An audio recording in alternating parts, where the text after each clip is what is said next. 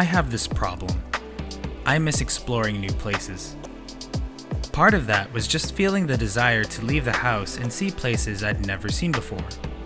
Or even memorize places that were so new to me in different parts of Japan and my brief stints in the Philippines and Korea.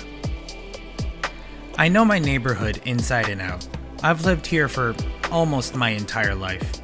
A 5 square kilometer patch of area that I've walked, biked, and been driven around for 28 years alive.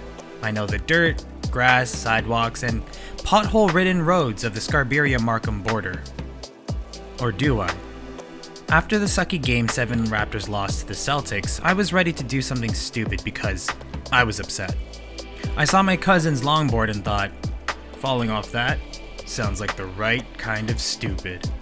So, at 11:30 p.m., I was trying to balance on this board and pushing forward, and as you'd expect from a person on a board,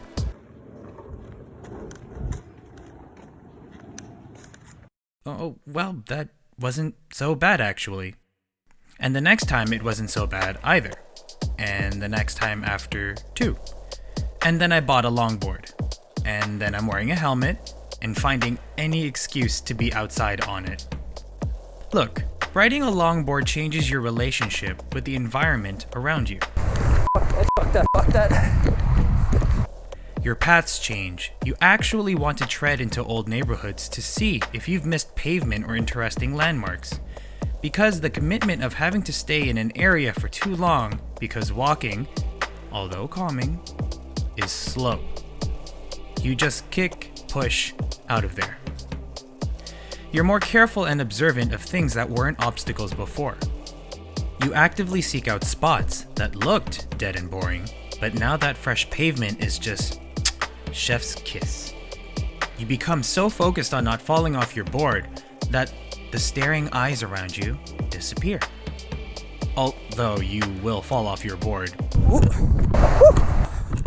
Oh my god, how many times? Many times. Luckily, it's not me eating shit yet.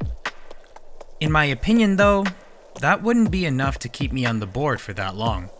I think being on the board has given me back something that I'd lost without really realizing it. I'd started developing a comfort zone, both physically and emotionally. Call it being complacent at home, or just understanding that sometimes you build walls to protect yourself. Sounds corny, but being hurt sucks, you know. Said once, said twice, said 27 annoying times. Why risk it if you don't know for sure you'll get it right?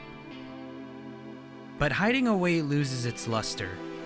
Breathing in stale air loses its luster. And honestly, I didn't want to be afraid to fall anymore, in more ways than one.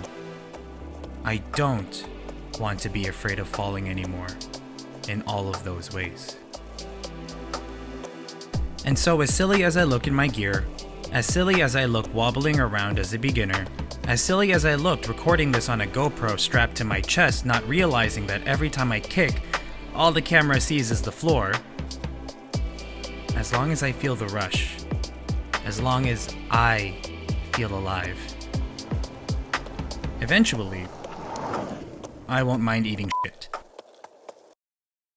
I mean, as long as I don't lose a tooth, that would be that's a big deal right there. I don't have insurance for that. I don't think, do I?